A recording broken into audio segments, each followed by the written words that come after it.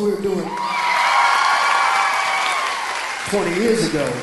And it's kind of crazy how technology and everything has brought it all together.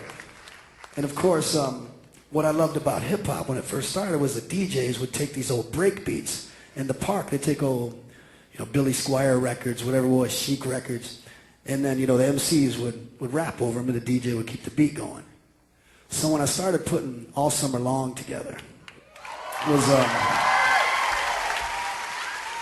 my good friend Mike Clark brought over this hip-hop beat with Werewolves of London. I was like, that's cool, whatever, it's kind of like a rap thing, it's been done.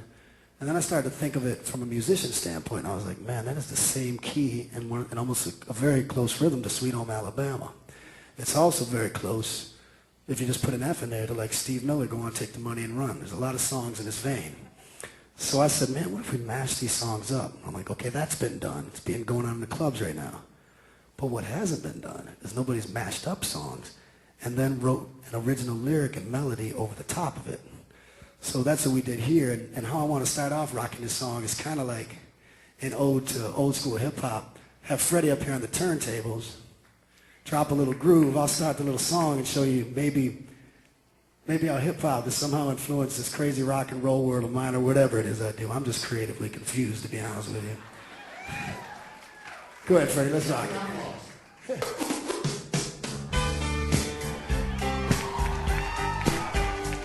Of course, that's a great Warren Zevon, but if I was an MC, I could like, it was 1989, my thoughts were short, my hair was long, caught somewhere between a boy and man. She was 17 and she was far from in between. It was summertime in northern Michigan. Come on. Werewolves in London. Splashing through the sandbar, talking by the campfire. It's the simple things in life, like when and where. We didn't have no internet, but man, I never will forget the way the moonlight shined upon her head. And we were trying different things, we were smoking funny things, making love out by the lake to our favorite song. Sipping whiskey out the bottle, not thinking about tomorrow, singing Sweet Home Alabama all summer long. Come on! Singing Sweet Home Alabama all summer long. Catching walleye from the dock, watching the waves roll off the rocks. She'll forever hold a spot inside my soul. And we blister in the sun, we couldn't wait for night to come to hit that sandy place of rock and roll. And we were trying different things, we were smoking funny things, making love out by the lake to our favorite song. Sipping whiskey out the bottle, not thinking about tomorrow, singing Sweet Home Alabama all summer long.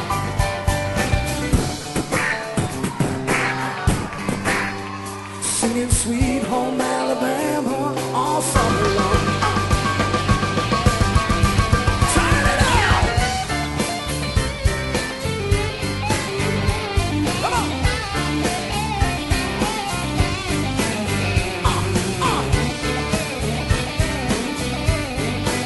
Come on!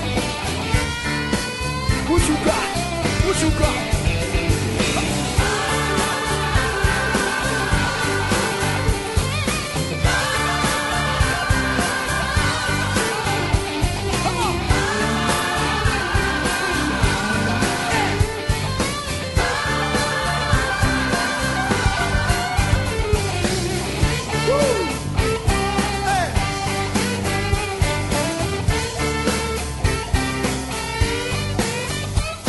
Bring it down. But the reason why I think this song resonated, it's my first #1 song all over the world. And the reason I really think it resonated, because I've had to think about it probably, or care to think about it more than most people would, is the song's about falling in love for the first time when you really think about it. And even though in our lifetimes we'll all fall in and out of love plenty of times, but that first time that you fall in love, there's something so special and magical about it that, you know, it's kind of nostalgic to think back to this song and remember that time in your life, and I think that's really what touched so many people about the song. We're gonna finish it off like this. Now nothing seems as strange as when the leaves began to change. Oh, how we thought those days would never end.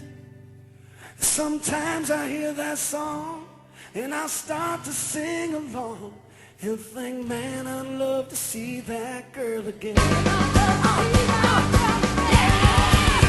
And we were trying different things, we were smoking funny things, making love out by the lake to our favorite song, sipping whiskey out the bottle, not thinking about tomorrow, singing Sweet Home Alabama all summer long. We were trying different things, we were smoking funny things, making love out by the lake to our favorite songs, sipping whiskey out the bottle, not thinking about tomorrow, singing Sweet Home Alabama all summer long, singing Sweet Home Alabama all summer long, singing Sweet Home Alabama all summer long, singing Sweet Home Alabama all summer long, singing Sweet Home Alabama all summer long. Oh!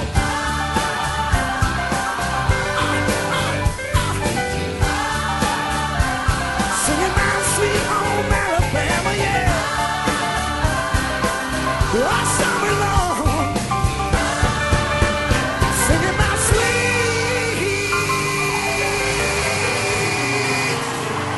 Home Alabama. Thank you.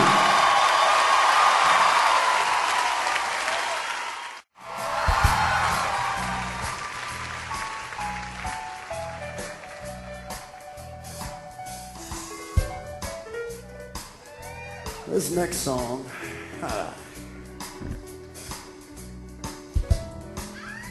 as much as I don't like to talk about it, there's no way to get around it here. This song is called Half Your Age, Twice as Hot. So everyone knows my whole marriage debacle and, you know, what didn't happen there. Hey, we all make mistakes, all right? So either way, after this whole thing, I kind of knew, you know, that people would be expecting me to address this on a record somewhere, I'm sure. Especially my fans are going to be like, all right. So my first instinct was I started writing these evil rhymes. I mean, evil. Made Eminem songs sound like Happy Birthday. I mean, just down ground level. And then a few months later, whatever it was, I was on a plane going to New York City. And I was going to see my girlfriend at the time, who was a very young, sweet, Danish supermodel. Very young. And I started thinking about this song. I started thinking about just the whole situation, what had happened and where I'm going. And I just kind of rattled out like, you know, I found someone new who treats me better. And she's half your age and twice as hot. And I just kicked back and started laughing my ass off. I was like, that's funny. It is, I guess it's kind of mean it is. It's all kind of done in a fun, kind of spirited way, you know. There's not really anybody in this life I've decided that I will hate, you know. There's people I don't want to be around, I might disagree with, that I don't believe in. But, you know, hate's just too strong of a thing to have in my heart. So I thought this was a good way to address it, in a rather fun way. And to me, it's just one of them dirt-kicking country songs that, you know, a lot of country music here nowadays is real polished up and smooth, and, you know, it just doesn't have any scars or any feel, you know. And it's not just country music, it's a lot of music. This to me was such a dirty, grimy record in terms of its production and how it was that I remember saying to the band, I go, this song will play on Broadway in Nashville. It'll play out of Tootsie's in the stage, places like that. I believe it has.